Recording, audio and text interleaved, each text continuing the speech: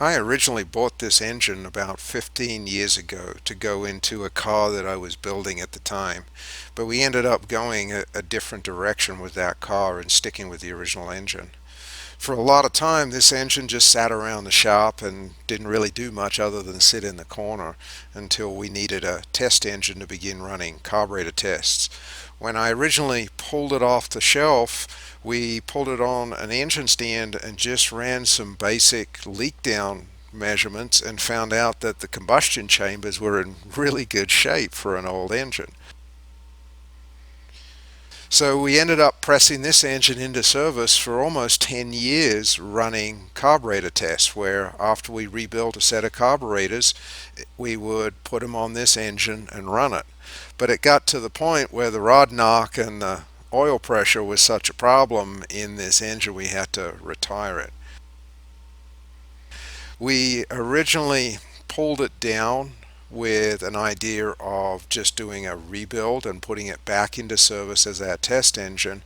But because we have all of the MFI fuel injection for this engine, we've kind of switched gears and we're going to be moving to building this engine as a completely original 1970 MFI powered engine.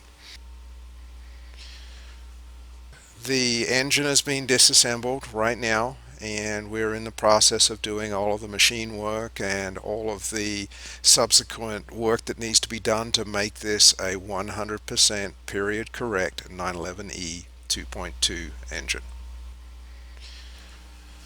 The 911E engines are one of my favorite engines. They had about another 20 horsepower over the 911Ts, and using the MFI fuel injection made them a really nice running car, as long as they were set up correctly. And that was one of the biggest reasons why a lot of these engines were pulled out of service, is a lot of shops didn't have the equipment or the knowledge to set up the MFI units, and if the pump had a problem or was out of calibration, it was often really expensive to get that repaired and get everything back up and running.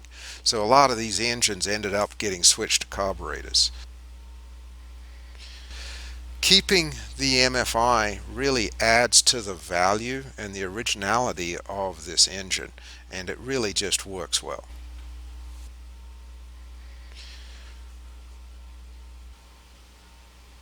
Restoring an engine that is 50 years old is not like just servicing a 10 or a 15-year-old engine that's been out in the world and running. Every surface has to be touched and flattened. Really nothing can be left untouched. Usually we'll pull all of the studs and we'll re-tap or time cert all of the holes into the mag, because over time of over tightening and just heating and expansion, all of these threads are compromised. Almost everything is replaced, or every nut, bolt and washer, as even if it looks good, it's not worth replating it and relying on something that can be up to 50 years old.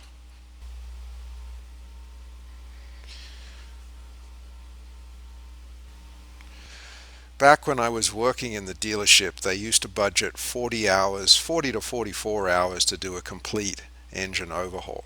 Today, with these engines, rarely can I complete one in 100 hours with all of the added work that's required. There really is so much more to it that people really understand.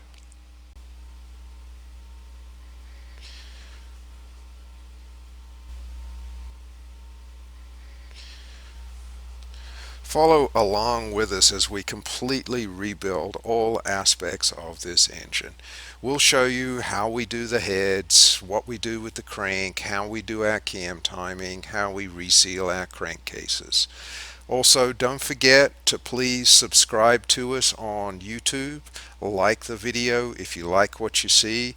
If you'd like to head over to classicats.com and join our mailing list, we'll email you when we release a new video, as well as insights to our new courses and our weekly blog.